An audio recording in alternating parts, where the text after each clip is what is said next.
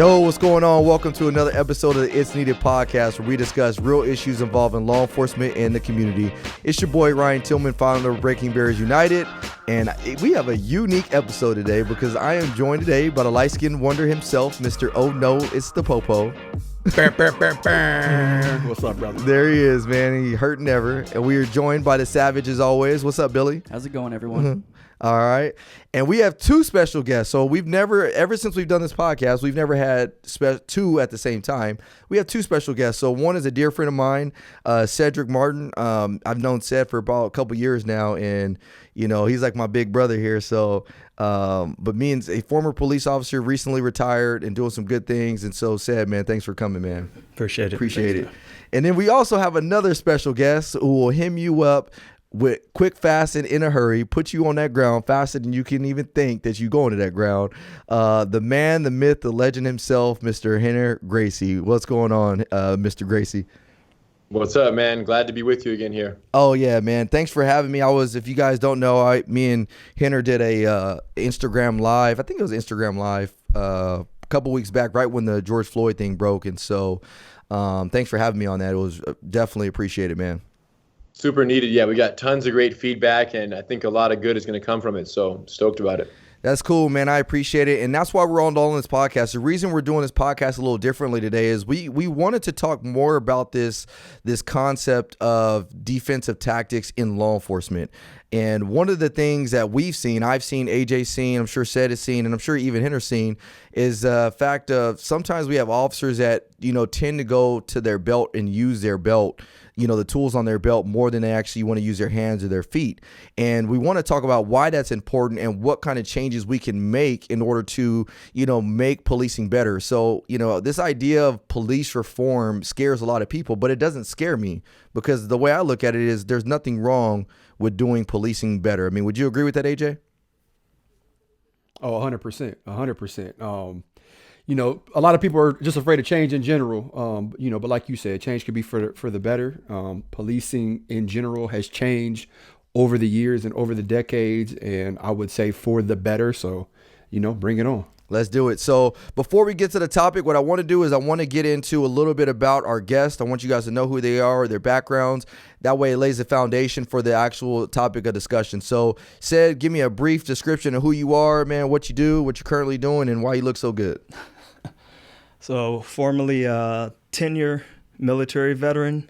Got out the military in 2002, where I was doing some top secret stuff for the NSA, FBI, and NRO. Did 2 years at the Sheriff's Department up in Northern California, and then lateraled down to the city of Riverside in 2004. Worked a bunch of different assignments, special enforcement team, school resource officer, and with best job out there, by the way. And they're trying to get rid of that, by the way, but story for a different day. And a couple of my additional duties were, you know, FTO, and I was a defensive tactics instructor on the department. Wow. Good. Impressive, man. So you're doing some top flight secret stuff for the world stuff or whatever, huh? For the military?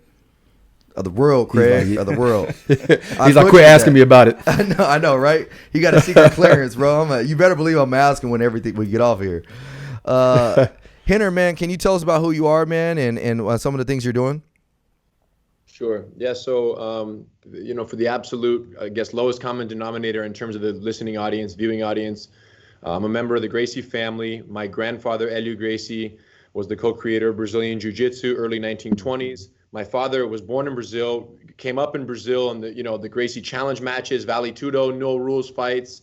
That's kind of how the name was established in Brazil through really what was, you know, considered by many the precursor to the UFC, right? These fights in Brazil that different disciplines fighting against one another with no rules, no time limits, no weight classes. So kind of a raw, you know, unfiltered version of what is today MMA. And my dad grew up in that situation, came to America in 1978, started teaching classes in his garage here in Hermosa Beach, Southern California. And one person at a time, teaching a class. Everyone who told a friend got a free class. Their friend got a free class. It was literally word of mouth, 100%. That's cool. And this is 1978 till about 1989. And throughout that period, A lot of challenge matches happen here in the States as well, because we're talking about the Bruce Lee era, like the Chuck Norris era, where it was very much about flashy punches and kicks. So, many times people would end up in the garage who were masters of other disciplines through word of mouth, and they just simply didn't believe in, the effectiveness of jiu-jitsu, because they couldn't imagine that something that wasn't based on a powerful punch or kick would be effective, right? So then they would challenge, and they would have these challenge matches in the garage, similar to what happened in Brazil. It re-happened again here in the States, starting in the garage. And in 1993, those Gracie challenge matches that occurred in the garage gave birth to the modern day UFC. And my father was also the co-creator of that. And then it kind of blew up. My Uncle Hoist went in there, fought these giants, defeated much larger opponents in UFC 1, UFC 2, UFC 3, UFC 4, really set the pace for jiu-jitsu in America and around the world. And I think that was the first time that, everyone saw, well, for sure Brazilian jiu-jitsu, but everyone saw that a smaller, weaker, unathletic person could effectively defeat a larger, more athletic person using technique, leverage, body mechanics, distance, timing.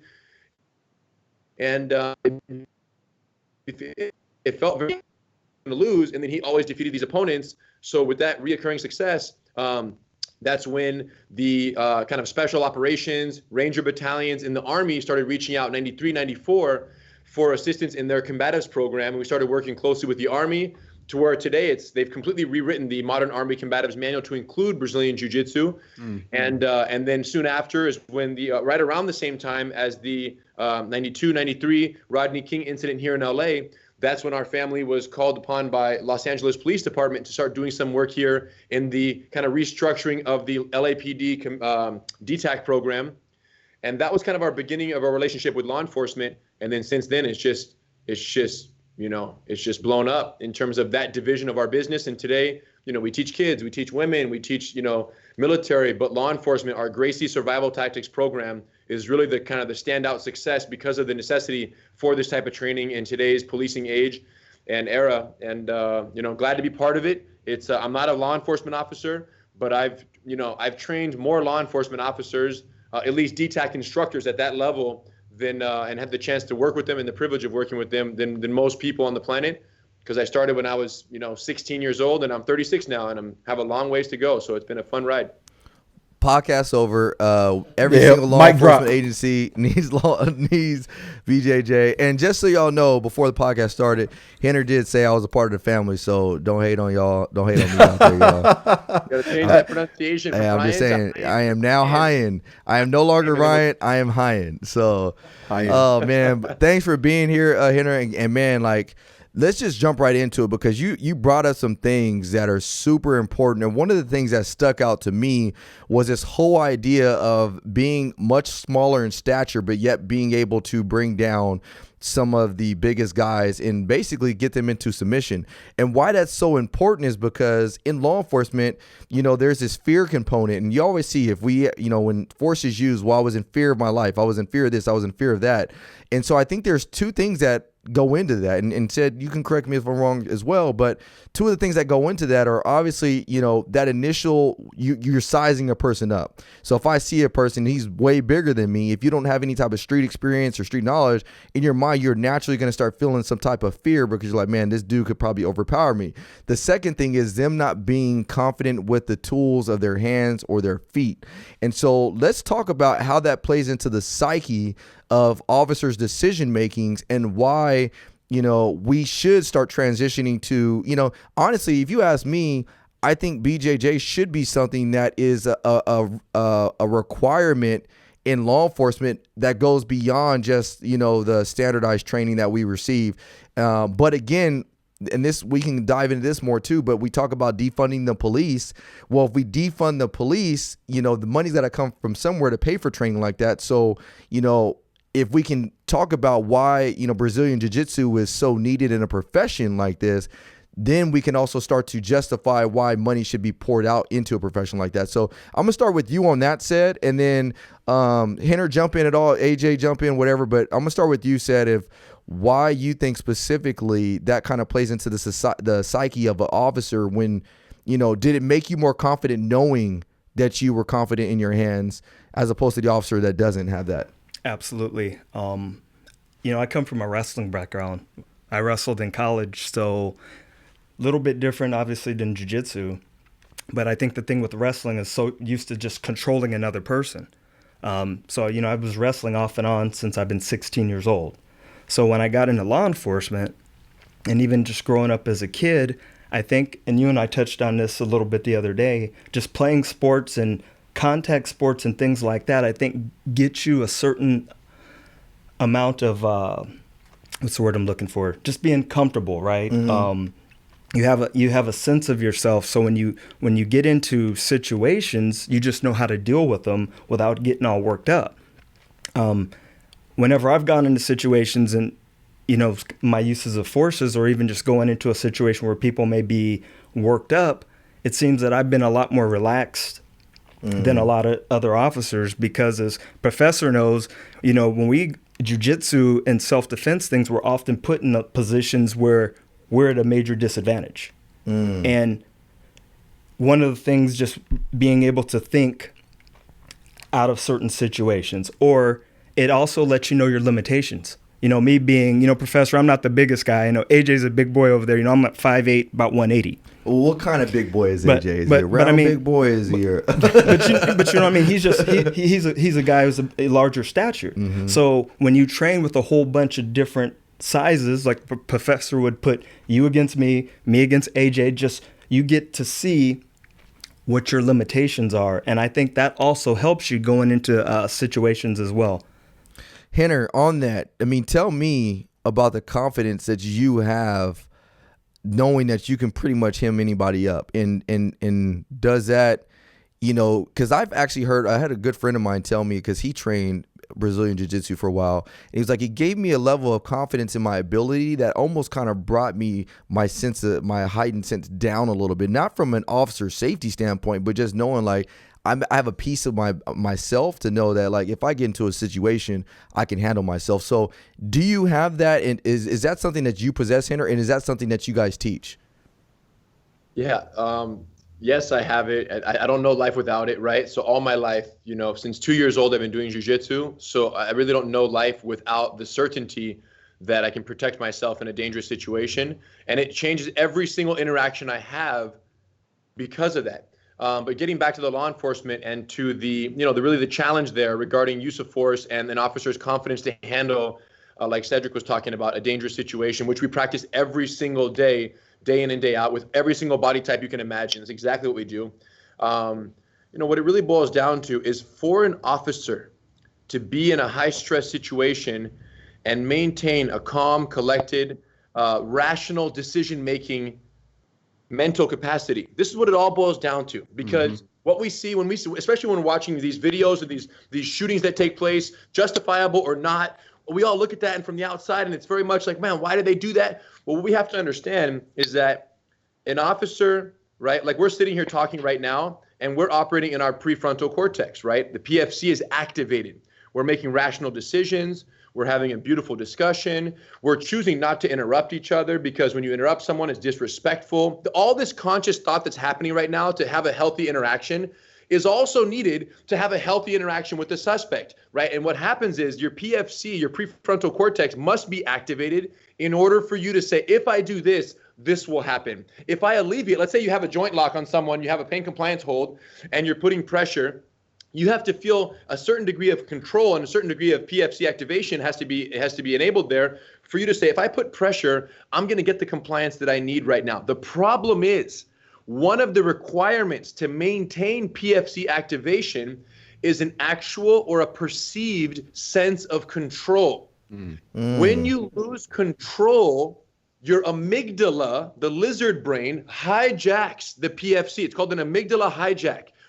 When that happens, your operation, all the functions of the PFC that are otherwise regulated in a healthy state, so if then situations, rational decision making, the ability to throttle the energy input into a situation, to throttle your behavior, to say, no, I don't want to put too much force. That's all PFC. The minute your amygdala hijacks that and now you're in lizard brain, you're fight, flight, or freeze. You have no throttle capacity. You have no if-then rationale in your brain, and you're thinking, if I do this, I'm going to lose my job. If I do this, I'm going to kill him. None of that goes through your mind. It's all about do not die and survive right now. Now, the wild part is You want to see amygdala hijack? Take someone who doesn't know how to swim and just push them into a swimming pool.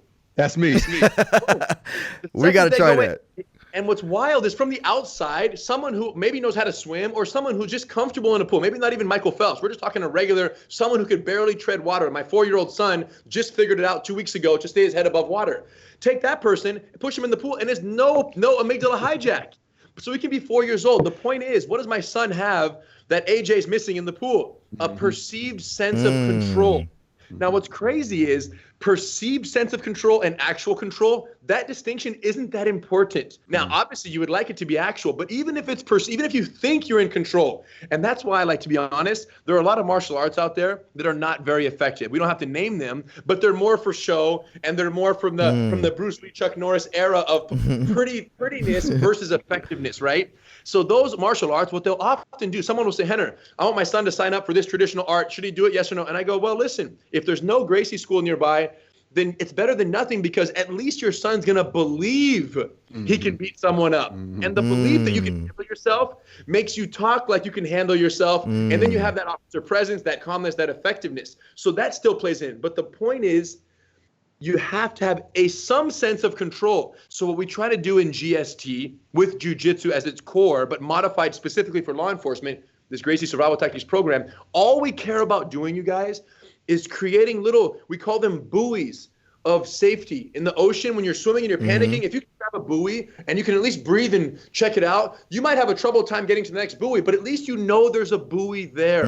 So we take, now, Cedric, for example, he's a professional swimmer, so there's no sense of loss of control. Even between buoys, he feels safe. So do I. So does anybody. But with cops, we don't have enough time to make them open water ocean swimmers. But what we can do is provide them 5, 10, 6, 12 buoys in a fight, so that at any point during the fight, they know that there's a buoy right there. They know they can get there. And when they're on the buoy, they can calm down, regain that sense of control, because they're safe. Their firearm remains in their control. They're not getting knocked out. They're neutralizing punch, and they're retaining their weapon. If they do those two things from the bottom of a fight, PFC is reactivated, and suddenly they can think about what the logical next step should be to both protect and save their own lives, but also save the suspect's life.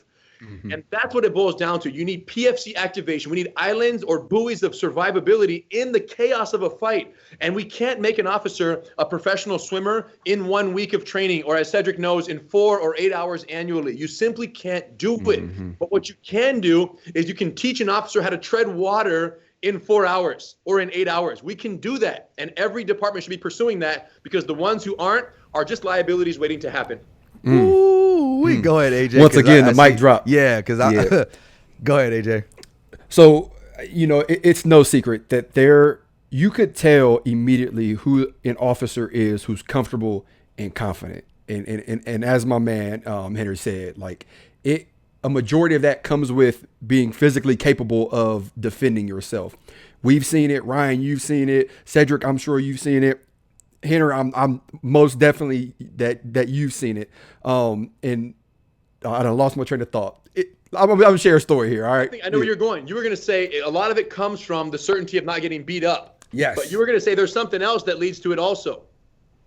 I don't know. That's where I thought you were going. I'd have blanked out. I had a story that I'm going to share with y'all. At first, y'all going to be like, why is he sharing this story? But I'm going to bring it full circle. All right. So I used to live in this apartment complex. I rescued a pit bull 2 years ago from work. He was a puppy. He was in his house that got shot up. I got this trap house dog, right? So I brought him, we rescued him. He's my wife's big baby, but he is a massive pit bull. Our apartment complex at the time had a day where you could bring dogs into the pool. And everyone who lived in the apartment complex that had a dog, which was pretty much everybody because that's the area, brought their dogs in. So we bring our dog in, and he's interacted with dogs before. Like, he's a friendly big baby pit bull, right? We bring him into the pool, and he's swimming, he's jumping. He's a big, friendly, slobbery mess, right? And this little fluffy dog starts growling at him. And my dog didn't pay him any attention. He looks at him, he walks away. Then the dog walks up and starts biting his ankles. And once again, my dog, he just looks at him, walks away, kind of runs towards us, hey, get this little creature off of me. Fast forward 10, 15 minutes, bigger dogs start coming into the pool. So now my dog's senses are heightened, and he's kind of growling back at the bigger dogs that are growling at him. And this goes to, right into law enforcement, the conversation that we're having. When that little dog was barking and growling and even biting my dog was comfortable and confident. You know what? This is a smaller dog. I can handle myself right now. These bites don't really hurt. I'm going to ignore it. But the moment that bigger dogs came in and he perceived them as threats, his senses were heightened. He's growling at the dogs. He's barking at the dogs. And the same thing transitions into law enforcement. As I was saying, I just got my train of thought back. I appreciate you, Henner. We've seen it. We've seen officers who have gone conditioned black, right? Because the lizard brain, they can't focus. They're scared. They're fighting for their lives. And sometimes it's real, right? Like we're in a job where people want to take our lives. They want to shoot us. They want to stab us, run us over, take our guns, do whatever. But I've seen it before where that's not really the case. And if someone who is more comfortable physically defending themselves was in that same situation, they wouldn't have gone condition black. And we're seeing it all over the nation right now. We're seeing it during the protests. We're seeing it during the riots. We've seen it during these viral videos that come up out of nowhere that people are trying to relive. You're absolutely right. Like, you have to be comfortable in defending yourself or have a perceived comfortability, which is mine, right? Like, I'm perceived. I'm okay.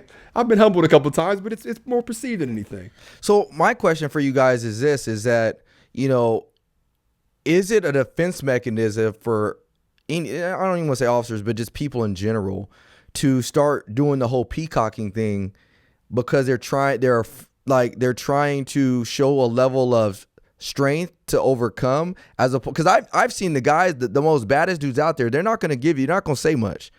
They have a calmness, and I think you referred to it earlier, Henner, is this calmness and confidence about their demeanor that they're really not going to say much until they got you hemmed up, and it's pretty much a wrap. But the guys that may not be confident, they almost try to exude that confidence to overcompensate. And then what we've seen in law enforcement and why that's detrimental is we get these officers that get up into their own emotions and they're blasting at the mouth because they're trying to overpower you with words. You know what I mean? Because they're not confident in their own ability. So is there any accuracy to that? Is there any science behind that? Or is that just me just being crazy? That's life. This is human nature now, right? Because if at the core you fear any physicality between you and the person you're communicating with, you're absolutely going to basically, because think about it, there's verbal conflict, and then next is physical, straight up. It's 1, 2. The amateur thinks that the avoidance of the physical comes from the exaggeration of the verbal. That's an amateur, untrained mindset. They think, man, in order to avoid physical, I must be so powerful verbal. However, the problem is that's an absolutely detectable reality, and even someone who has no training will sense the fear in someone who is compensating for what they lack physically by exaggerating what they can do verbally. There's many examples of this. You always see it, and we've all seen it. The strong, silent type. If you can get down, you don't have to say much. All you got to do, and there's so many examples of this. I mean, it's just on both ends of people who puff, puff, puff, peacock, and they're hollow as can be. And in almost every case, the one who says, listen, it's simple. I can see you're not happy, but I don't appreciate your behavior. If you want to dance, we can dance. If not, you got to move so we stop wasting my time. Someone goes, hey, can you be my partner, Henner? Just straight up. I mean, I'll that's give what you I'm a saying. bad gun. Like, Ride around with me all day. And there's no emotion to that. It's so pragmatic that someone must look and say, okay, one of two things. Either he's a black belt or purple belt or some lethal killer in jiu-jitsu, or they got a gun. And this is separate from law enforcement. You see what I'm saying? And some officers who aren't that trained intelligently kind of get this. You see, because if you want to hack the system, if you're an officer listening right now and you're not BJJ and you want to hack this system, then what you can learn is, okay, so what they're saying is that all the experts know that experts don't puff up on the verbal. So if I'm going to hack it, at the very least, I got to stay so calm how I talk to people that they think I'm a trained killer, black belt, jiu-jitsu master or something. Listen, that's the hack, but the hard part is this. Asking someone to speak to a potential conflict situation or aggressive subject with a calm demeanor, knowing that they don't have the physicality and the techniques to back it up, is like asking a child to get into the ocean, get up on a surfboard, and take their first wave without first learning how to swim. It's just not realistic. Yeah. Wow. Professor AJ, it's funny that you guys brought that up. So I would deal with a lot of my situations when we go to calls for service and they're extremely volatile. And I'd walk, you walk up to a call if you're, in a residence or whatever, and you always have someone who's worked up and they may be yelling at you a little bit. Mm-hmm. I almost whisper real low, and it brings them down. And so they start yelling at me. And one of the things and my buddy always brings up to me, I always ask someone, I go, hey, how old are you? And they're like, oh, what do you mean how old? And they wind up telling me, and I said, look, I'm an old man. So if we got to, talk out here, this is what I'm going to do. I'm going to be quiet. I'm going to let you talk. But once you're finished, then I'm going to speak. Mm-hmm. Same tone all the time. And I notice it starts bringing them down. And even some of the times the guys are worked up and I said, look, man, I don't want to fight you, but I will. Mm. And I notice a lot of times it gets their attention to go, look, man, I do not want to fight you, but I will if I have to. Mm-hmm. One of my favorite videos. The best part is how he delivers that is more powerful than even the words. Is for him to say it with a smile and be like, yo, if we got to do this, we're going to do this. Like, that's 100. You guys, and what we have to understand, and this is for civilians or officers, is that every single word comes out of your mouth is either escalatory and aggravating by nature, or it's de-escalatory. There is no neutral. Yep. And the neutral tone that Cedric's sharing with us is de-escalatory, because you have to remember, he's up here. So it's like hot water and cold water. His water can be as hot as it wants. When Cedric comes in with a very room temperature water, his water gets colder. Bring it down. Yep. Gets down. Now, if his water is already kind of neutral and Cedric wants to prevent this, he'll go a little bit on the chilled water side, like a refrigerated bottle of water. And then that'll bring him down even lower. So that's it. The problem is when someone's a little hot, you think that the way to put out hot is with more heat and being hotter and bigger and more boiling water on top of his hot water. And you want to overpower it that way, but they can sense that. And then they go right to your boiling water. And then you create an essentially inevitable escalation and explosion of conflict, essentially. That's a great analogy. And one of my favorite videos all time, and we should post this, is the guy in Vegas who's like a Chuck Norris legend over there now. Is like, he's talking to this guy and he's like, hey man, take your hands at your pocket. and I don't know if you guys seen this, but he's like, hey man, I'm gonna tell you one more time, take your hands at your pocket. And the dude is like, bah, bah, bah, like just going off, and literally my man, just one move, grabs my man, drops him, and then situation was done. With one hand, too. With one hand. And the thing I loved about it was, we talk about strike fast and strike hard and try to remove any other fighting after that. And there's a reason, because some of the worst videos we see is when an officer loses control. They're throwing all these punches at a person. Not only they're punching themselves out, but it just looks bad. It almost looks like they're throwing a tantrum. We saw that in an LAPD video recently where the officer lost his cool and he's throwing all these, I don't even want to call them haymakers, because they're not. They're love taps. Wild blows. But they're not effective. They're not striking as they need to be, and it just makes them look bad. And so one of the things I've learned as a crisis negotiator, and what you're talking to, Henner, which I love that analogy, and I'm gonna use that with the water. But as a crisis negotiator, we call it being low and slow.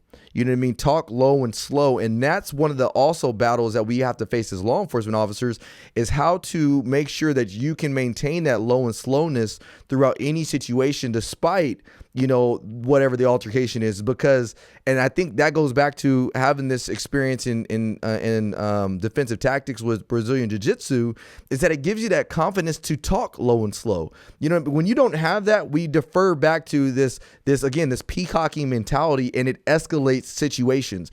Man, this week, oh my goodness, let me tell you guys about this story at work.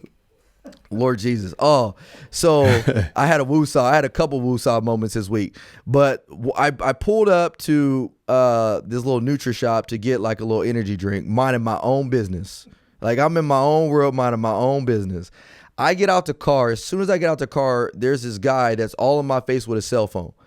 He's like, hey officer, where's your license plate for your vehicle? And I'm like, I look at it, and sure enough, it's off. It's a new police vehicle. I'm like, I don't know, it must have ripped off, sir. I'm sorry about that.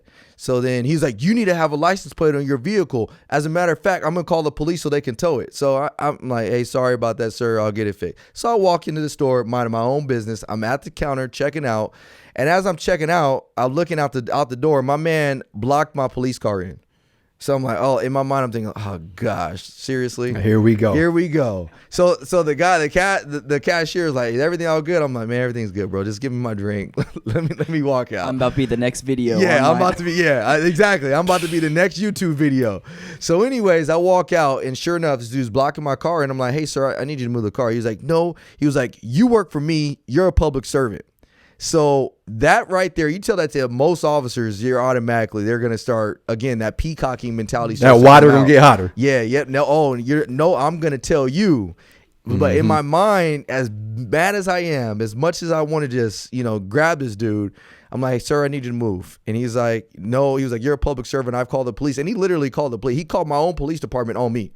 So to have them come and tow my vehicle, which story for a different day. But anyways, I'm like, sir. He was like, you know what? You're a public servant. You work for me. And I was like, sir, you're absolutely right. I am a public servant. I do work for you. And I was like, and as a public servant, I'm also a public servant to the rest of the community that I serve. Therefore, there are emergency calls going out right now. And because there's emergency calls going out right now, you are hindering me from going out and serving the rest of the community, which now puts you in violation of Penal Code 148, which is obstructing and resisting and stopping an officer from doing his job, which is an arrestable offense. So if you can't move your car, then unfortunately, you may be arrested. So it's like, so sir, can you move your car? He was like, and so he moves his car, and then he follows me all the way back to my police station so he could tell my boss. But the moral of the story is that kind of goes back to that, the same confidence that we have to have with our hands and our feet is almost the same confidence we have to have with the book and our policies at our police departments. Because when you know what you can do, when you know what you can't do, then it allows you to play faster. So I'm an old college football player, and one of the things that, I remember is that when I got to the college level, the Division I college level, man, football was fast. Like, it was way faster than I was used to playing in high school. But when I got there, I started studying my playbook. I start studying tape, start practicing. The game just slowed down.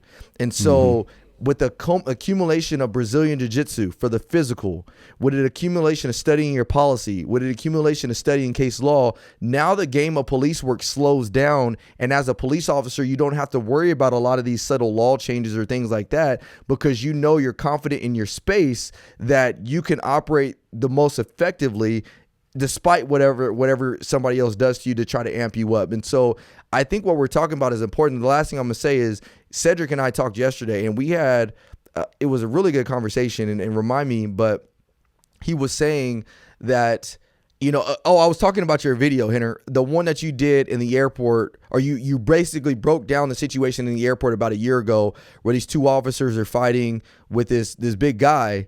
And then you basically on the mat, you broke that whole situation down and say, this is how the officers can do it.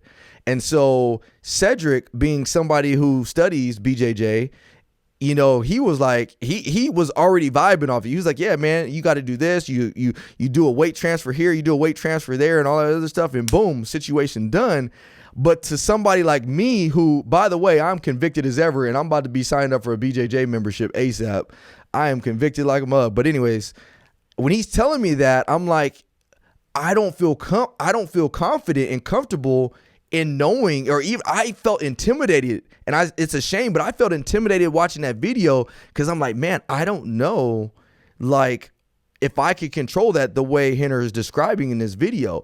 But what the analogy was that broke it down for me and made me ever so clear of why I need to study it is because I was like, if I told Billy, somebody who's probably never played football before, and that's not a knock on you, bro, but I was like, dang. If I told Billy, like, hey, Billy, what I want you to do is I want you to go out there, play defensive back, and I want you to run cover 2. So what I need you to do is I need you to do a hard press to that receiver, make him release to the inside, and I want you to drop down to the flat, read the quarterback's eyes, and then play off the quarterback. Would you know anything I'm talking to right now? No, I'm one of those guys that doesn't even watch football, so I don't know what any of that is. My point exactly. So you tell him to do that, he's going to be like, I'm freaking, like, I don't know what to do. But to somebody like me, you put me out there, I'm like, oh, all day, that's simple. That's a simple move.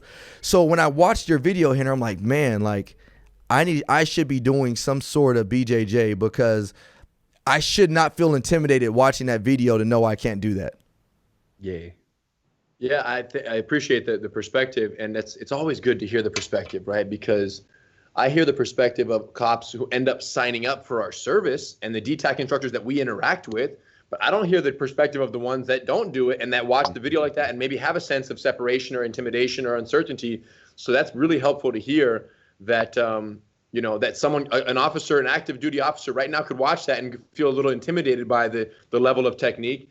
But absolutely, man, that's what the course is. So GST, of course, when we make videos, it's very Hollywood, right? When we do a breakdown for the internet, there's a certain element of captivating an audience and being cool and making them quick and sexy and dope.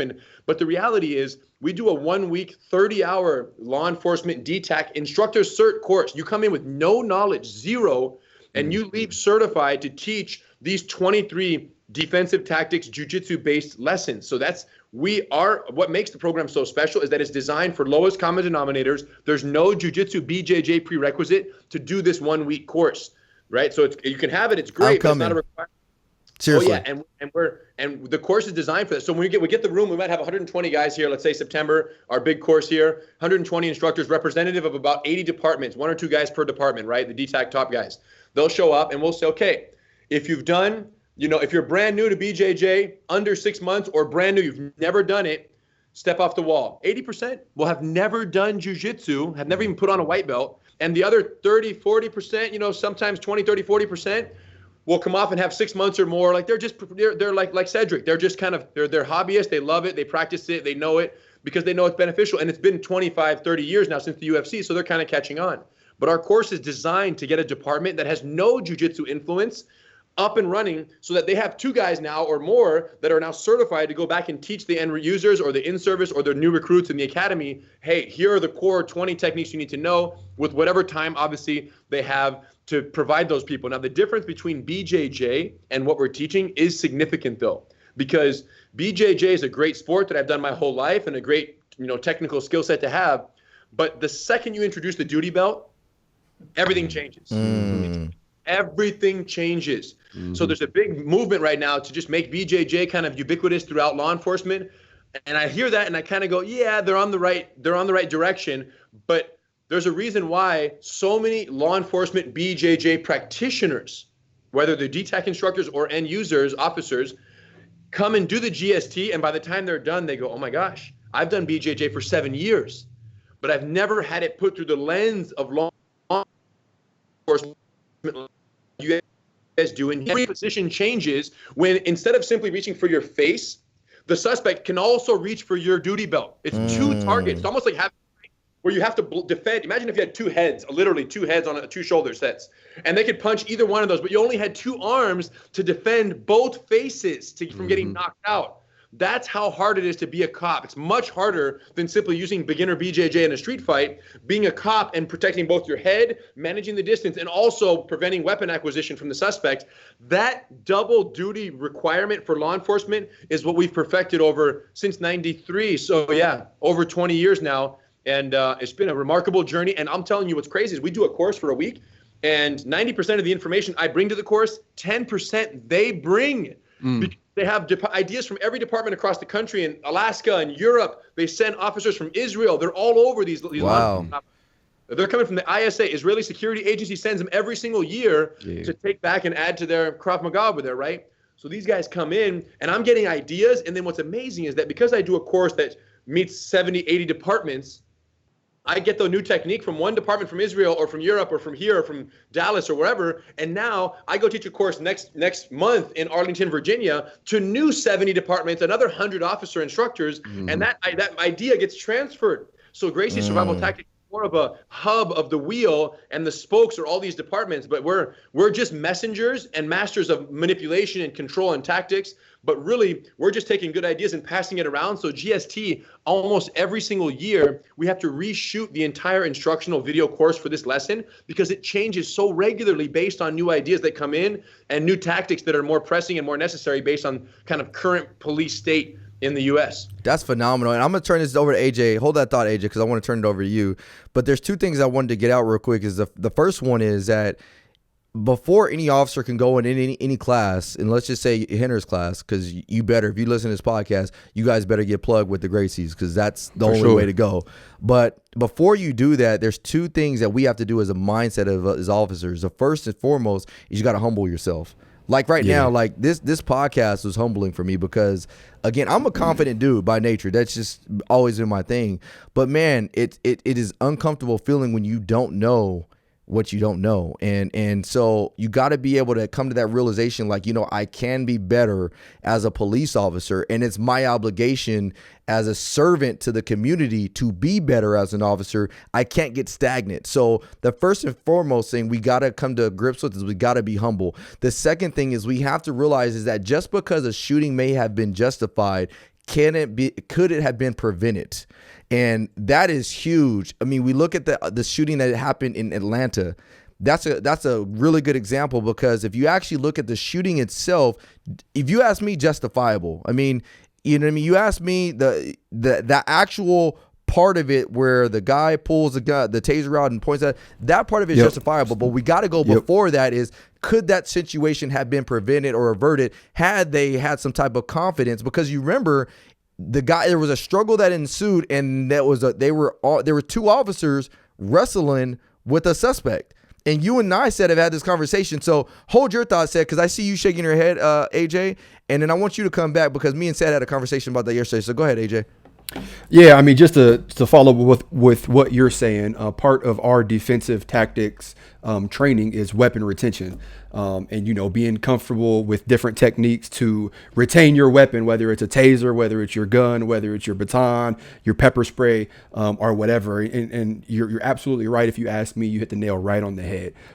If you ask me about Atlanta, I think the shooting was justified, but I think it could have been avoided if handled differently, right? Like if they would have been a BJJ master or just trained in some sort of martial arts, they may have been able to take him to the ground and detain him. But I know a lot of people are going to listen to this podcast. I shouldn't even say a lot. I know there's going to be someone that listens to this podcast and is immediately going to become scared, right? And their thought process is going to be this: you're telling me you want to take police officers who are already known for abusing their power and using excessive force and teach them how to fight better and more efficiently? With that said, I have a two-part question for all three of you.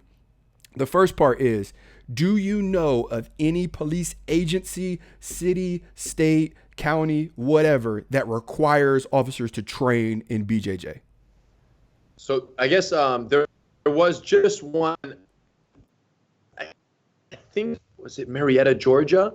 Marietta, Georgia just became what I think that was it. One of those states starts with an M. I think it was Marietta. Just became the first region that I know of that is mandating it, like just across the board, like everyone does BJJ, whatever number of weeks or months they require.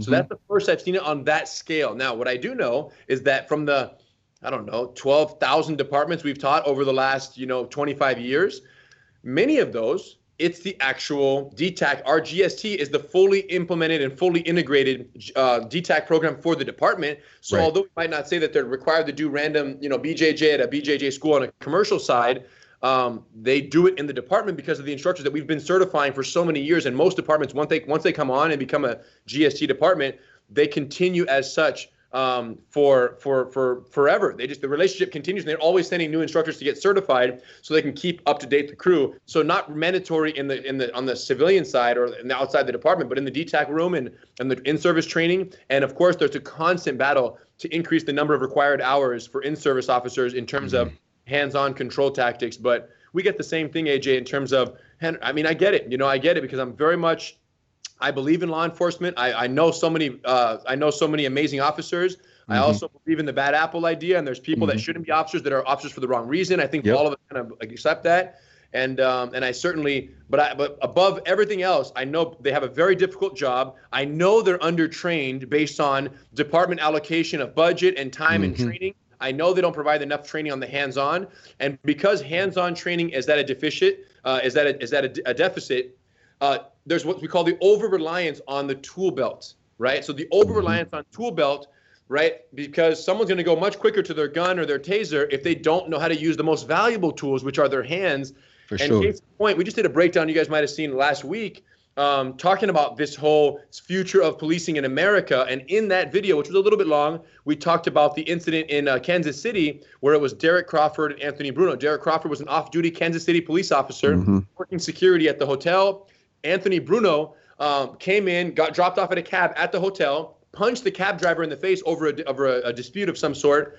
And then Officer Crawford, off-duty working capacity and armed, obviously doing security, overtime work, comes up, right, discuss with the guy, they tackle, they fall to the ground, and then Officer Crawford tries to put his knee on Anthony Bruno's neck, or not neck, but his torso. Bruno pops up to his knees. Crawford falls off, ends up on the bottom.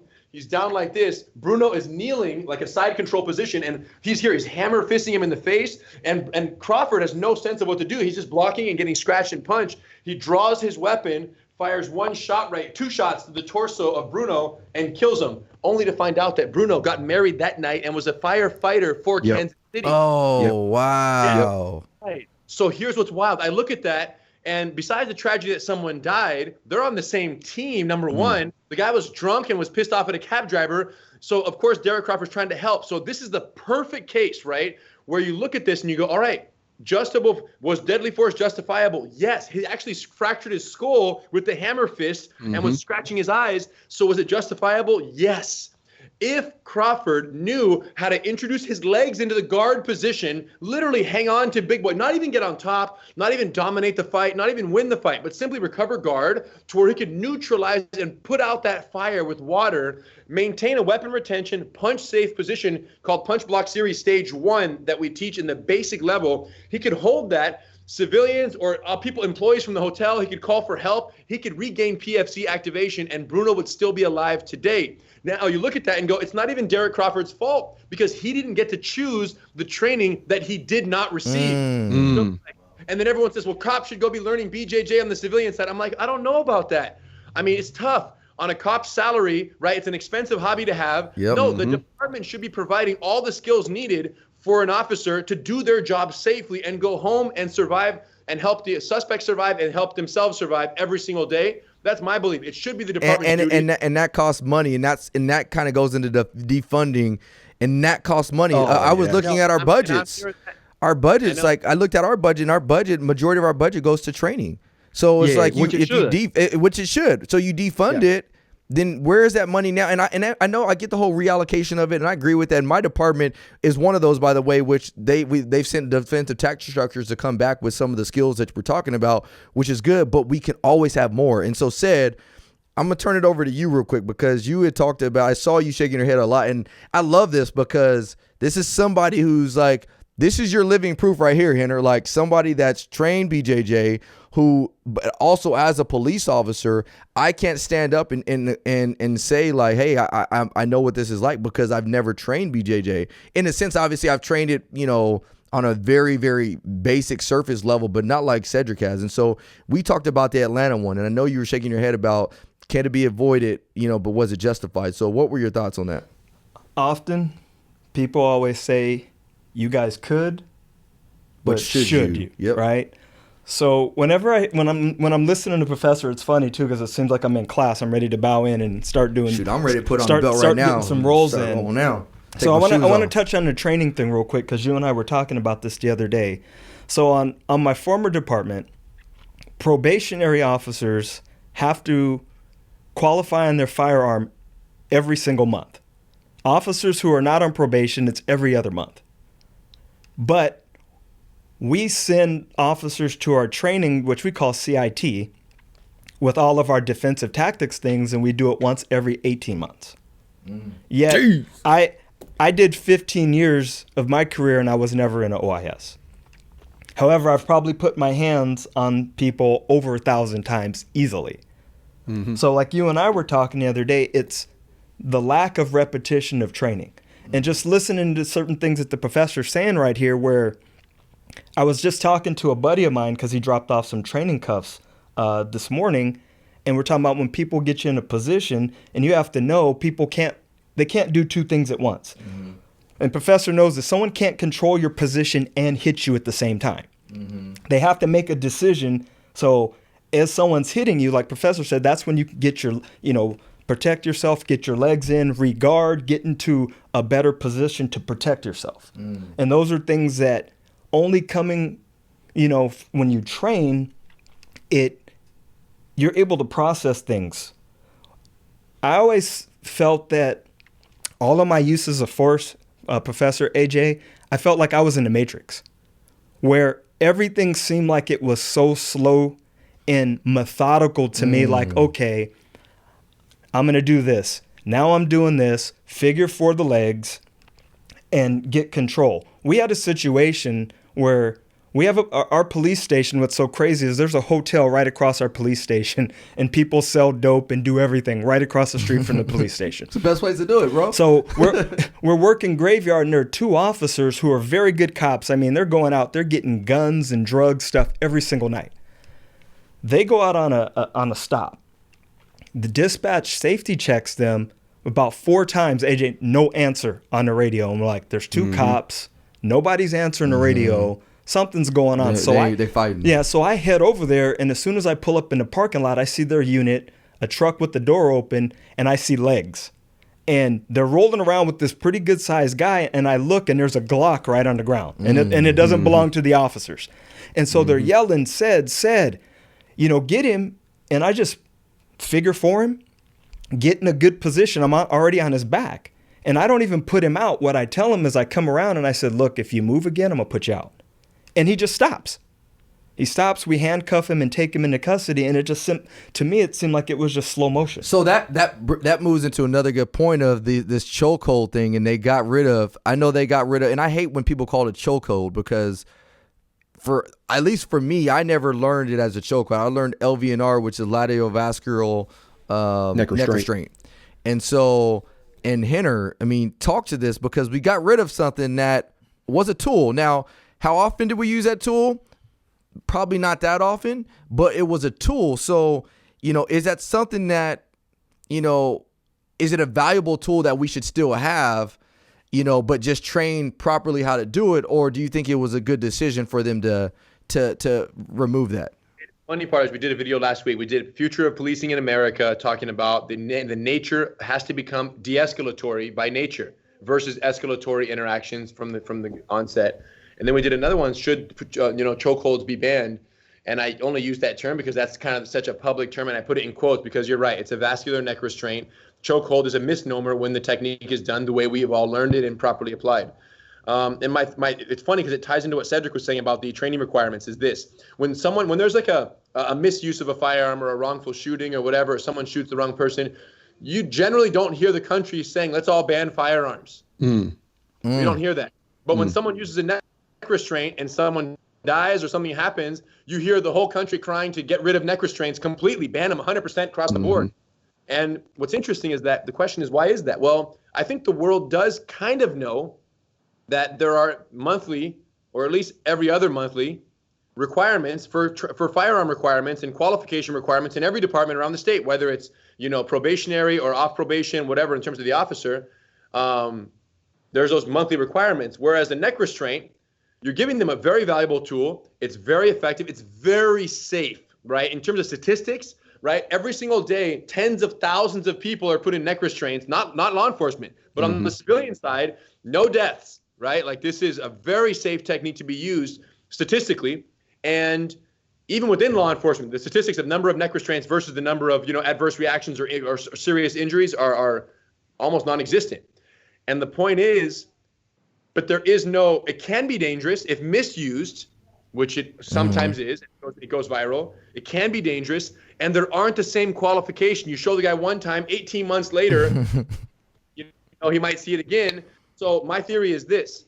I think it's a very safe tool. I would never want to be an officer and not have it at my availability, at my disposal, because of the training that I have. But I totally understand the cries for banning it, at least at the lower level of force, because you do have officers who learn it once, get into an altercation, or traffic citation, and then are putting in the neck restraint and squeezing and putting someone unconscious. And for sure, a lower level of force, had they been provided other intermediary options, could have been used effectively. So that's really the challenge there, is that, to me, either training has to go up or the technique utility and application and allowability has to go down. But what I do say is I'll fight to the death, literally, to keep the vascular neck restraint as an option when it comes to lethal force. Because if your weapon is dropped, let's say the Glock was the officer's Glock, it's on the floor, and we're wrestling around on the ground, and I get behind the suspect, 100%, I need to be able to put that neck restraint on and put this person unconscious to not only retain my weapon, save my life, but also save the suspect's life. So keeping the vascular neck restraint at least at the deadly force level, even with the training people currently have, allowing officers to use. And here's the thing, I think it's almost impossible for it to be banned at that level. But what's crazy is, there's a lot of talk right now, and my point is, at deadly force level, you can run someone over with your car. You did everything is possible. Yep. So I'm just saying, let's at least allow that. Much less lethal than a brick, less lethal than a car, less lethal than a firearm. Let's allow that neck restraint to live at that level, or let's elevate the training so that officers can have it at intermediate force, but the public deserves some sense of confidence that you're not just giving a tool to an officer and saying, hey, 18 months apart or every 2 years, you might look and glance at it. You should know what the aftercare procedures are, what the symptoms are of effective application, right? What does someone look like when they've gone unconscious? If you don't know this stuff, the same way you know how to deploy and use your taser, then you should not be using it. And that comes from someone who loves this technique, has seen it thousands of times. I've been rendered unconscious, at least a dozen times in my life. I'm perfectly healthy and smart right now. So everything is fine. And, I empathize with the position of, hey, you can't just have every officer throwing it on everyone's neck. But you see what I'm saying? It has to be. Yeah, it's got to be a balance. Or application goes down. It's got to be one or the other, because firearms, get it. Why doesn't the neck restraint get the same attention? If it gets way more utility likelihood based on what Cedric said, the chance of going hands-on versus the chance of, OSI, it's disproportionately high in favor of that, but yet the training doesn't reflect that. 100%. AJ, part 2 of your question, because that was great. Yeah. So go to part 2, because that was phenomenal. And no doubt about that. Go to part 2. And now what we're talking about now is this polarization of political pressures and making decisions based off of not actually knowing the education behind it. And that's a dangerous area that we're getting in as a society. So go ahead with your part 2 of your question. So as I said before, there are going to be a certain amount of people who hear this podcast and they're automatically going to get scared because they're going to assume we're teaching police officers who are already heavy on the hands or heavy on the equipment more ways to hurt people. The first part of the question was, are there any departments, agencies, counties, cities, states that require officers to train in BJJ? As we know of now, there's one in Georgia. I would be interested to see their use of force statistics, which leads me to part 2 of my question, which I already can assume the answer to this question, but I'll ask it just for the listeners out there is, do you think that training every officer, we're talking about every officer in the United States of America in BJJ regularly, will increase the uses of force or decrease the uses of force? Not even a debate. Decrease. Without a doubt. Exponential. Without a doubt. Not even a debate. Without a doubt. And we've already brought up numerous instances where deadly force was used multiple times, right? On multiple different people when it could have been avoided prior to it leading up to that. So everyone who's listening to this, I already know there's going to be some people out there who are like, well, why are we talking about training officers in using force? This is why. There comes a time where an officer needs to be comfortable and confident in his or her abilities.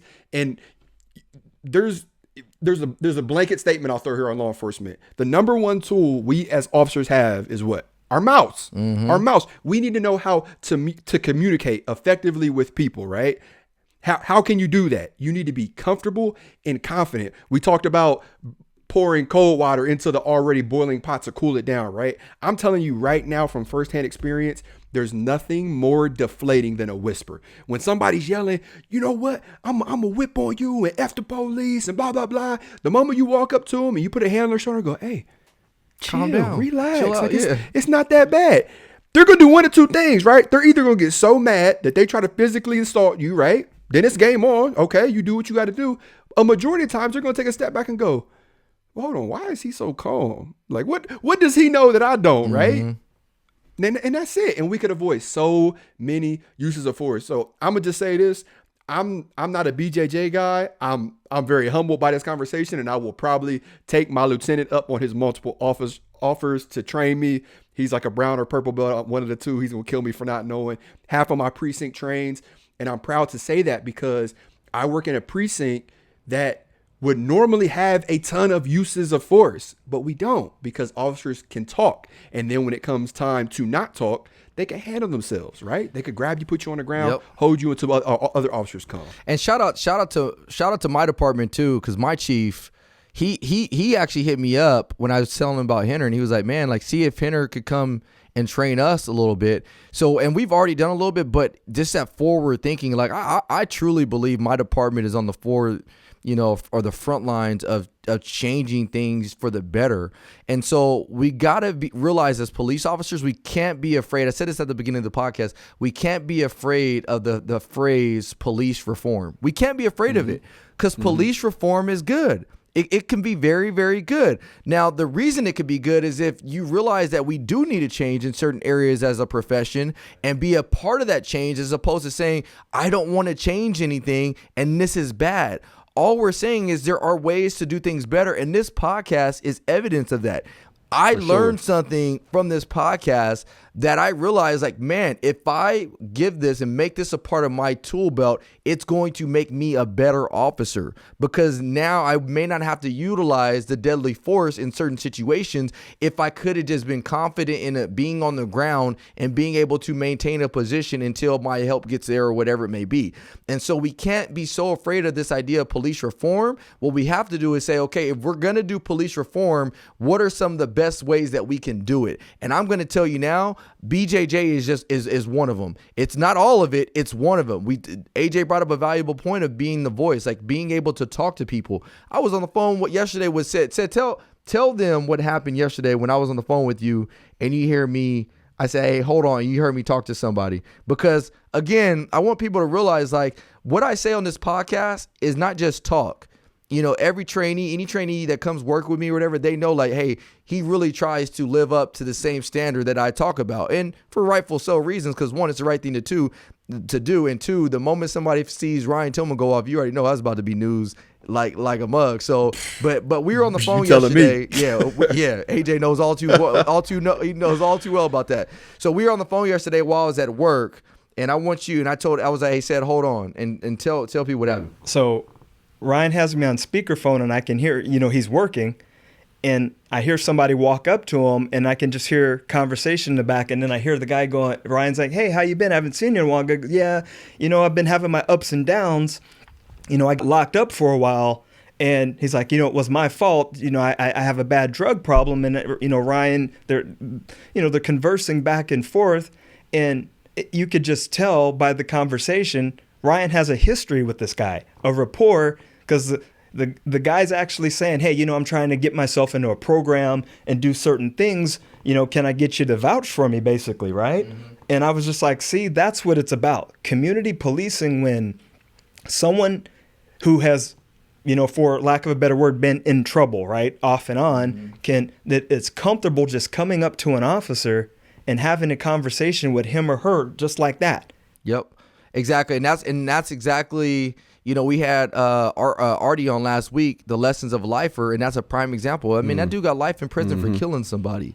You know what I mean? It don't get much worse than that. And the mere fact that we can have a discussion and conversation like this goes to show the value of a voice, but it's also the value of our hands. So what I want to do is I want to do a roundtable real quick. I want you guys to give your last, where are we at on time, Billy? Perfect. So, I want you guys to give your last words of wisdom, whatever it may be. If there's one thing that you needed to leave your audience with, this, whether it's, a motivational quote, whether it's, some type of education, whatever it may be, now's your chance to do it. So I'm going to start with Billy. I'll pass today. So, Sad, go ahead. I just actually wanted to piggyback on something that you and AJ mentioned earlier, when AJ saying everybody needs to train. If you think that makes officers better, and absolutely, and it's because of what Ryan touched on and you guys touched on earlier, humility. It makes you a much more humble individual. I can roll up a bunch of people, and professor takes me and he ties me in a knot. And sometimes you get rolled up by guys who are lower belts because they're really good. So what that lets you know, that there's always somebody who's better than you, and that you can rest and, hey, I'm going to come, I'm going to train, I'm going to get better, but I'm going to have the humility that you're going to take that out in the street with you. and you're going to deal with individuals in the public accordingly. Good advice. Good advice. Henner, man, what you got for us? So interesting, talking about, the public perception that AJ was talking about, a lot of people, there is a good handful of people, hey, why are you going to train? Killers are going to kill more people. Why are you going to train the cops? F the police. And there's that spirit for sure. Why would you give them this? Why are you working with the police to make them more deadly than they already are? We hear that. And these are from ignorant people who have no experience either in policing or in jiu-jitsu. Like they're in the middle, And there are a lot of good people in the middle too who go, no, I know these Gracies, I know what they're doing, and I know they're doing it for the right reasons. And it makes total sense that someone with that level of control, both emotional, mental, physical, technical control in the heat of chaos would make a better decision based on the fact that they don't need to use their weapon prematurely unless it was absolutely necessary. So there is a large number of people who believe that. And what's interesting is that regarding the budgets for these departments is that no doubt it's like, I do think, and we've heard the stories of officers who come to us after 6, 7, 8, 9 years. They've been fighting to get approval for their chief or their training sergeant to send them to GST to do this course. They've been seeing all the videos. They've been tracking us on social. They've been begging up the ladder. But the politics of it, to get a new course approved, especially with everything that's going on in the department, it can be like climbing up 15 hills in order to get to this idea of doing this course. And the hardship has always been, in every case, why didn't you guys go sooner? Oh, man, the chief didn't approve it, the budget. So I thought recently someone called me, and actually an American friend of mine who lives in China, works over there for a successful vitamin company, and is a BJJ guy. He said, Henner, what can I do? His name is Matt. He says, Henner, what the heck can I do? I saw your videos. I see what's going on in America. I'm American. I just live over here, but I want to help what's over there because this is crazy, and I know you have something that you're helping departments with. How can I help that? I said, to be honest, bro, if you want, you can sponsor a department, right? Now you can choose any department you want. We'll reach out to them, and they will, in most cases, accept our offer that you want to actually, and we'll let you know who they are. They'll know who you are, and you sponsor the participation for the DTAC instructors to do GST. And there are many departments that are in an absolute drought of funds and deficiency, especially with everything that's going on, that would literally give anything for this opportunity to the course. Their chief simply won't sign off on it because they got to buy new equipment, they got to buy this, that, and the other. So he said, oh my gosh, I could do that? And I said, yeah. And then based on the idea of him wanting to do that, I announced it last week in this video, Future of Policing in America. I announced the opportunity for anyone based on Matt's move. I'm like, you guys, anybody else who wants to sponsor a department, reach out to us. We have a list of departments who are not funded and can't come to the course. We'll pair them up with you, and you can send 2, 3 guys from a department. You can send one guy from several departments. We had one guy, a guy named Josh, who lives here in Southern California. He's a well-known chef, and he said, Henner, I want to sponsor 4 departments. Wow. Whatever it was, CHP, LAPD, Santa Monica, Pasadena. Like, he named 4 departments, 2 guys from each department, and they're all coming to do the course, you guys. Wow. So Josh already sponsored this. So we've had over 20 departments since last week sponsored by civilians who are tired of their tax dollars not going to the training that will save their own lives if they were in an altercation. They're like, forget that. I almost want to help get these guys funded because they know that when 2 instructors from a department get sponsored, you're not sponsoring 2 officers. You're sponsoring the force multipliers. Exactly. Yep. Now 400 officers over the next 4, 5, 6 years will get this training on a reoccurring basis. And once we have that relationship with that department, it typically stays on its own. You don't have to keep sponsoring it after it's established. So you're sponsoring a pioneer in that department to integrate the program. And then after that, it just takes a life of its own. And all because a civilian said, I want this department to get certified. And they pick up the call when we call. They pick up the phone, and they love the opportunity because guaranteed the DTAC instructors know who we are. They know what we're doing. They know the need for this type of training. So we're at a very unique place where all the DTAC instructors know what they need, but the command staff isn't supporting it because they're stuck in the 1980s, and the civilians know that the departments need that training. So everyone who really, really needs to benefit from this training, right, except when you talk about the command staff, they benefit from a liability perspective because when the force allegations go down, the lawsuits go down, the department saves money, everyone saves money. So, but the end users primarily know about us and they simply can't get to the training. So just to let everyone know who's listening, if you're a department who would love to get certified and bring it back home, if you're the DTAC instructor, reach out to us. Let us pair you up with a civilian who says, yo, Henner, you guys choose the department. I'm down to help. We have some of those pending right now. And if you're a civilian who's tired of seeing officers, undertrained officers, put in situations they can't handle, and that's causing life loss, like we saw in many situations, or excessive injuries that weren't necessary because even though the force was justifiable, it isn't necessary necessarily. In that case, if you're tired of that, you can be part of the solution versus simply, yelling at, to defund or to do this X, Y, or Z. It's like, you want to help a department get certified, and know this. At the core of that, you have to know that every department is truly created separately. They aren't. Policing is not one institution in America. It's condemned as one institution, but it's not prepared and trained as one institution.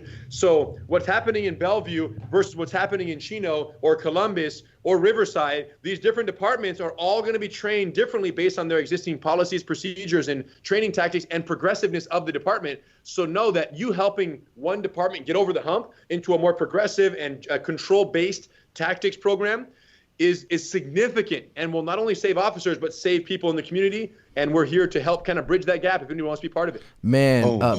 Hey, so on that note, you guys, where can they find you at, Henner? So that way, and by the way, once we finish this, I'm gonna give you a phone call because there's some stuff right now. There's some people I know that are down for this cause that have pledged money already, and they just need to know where to put that money at. So we're gonna talk. But where can they find you at, Henner?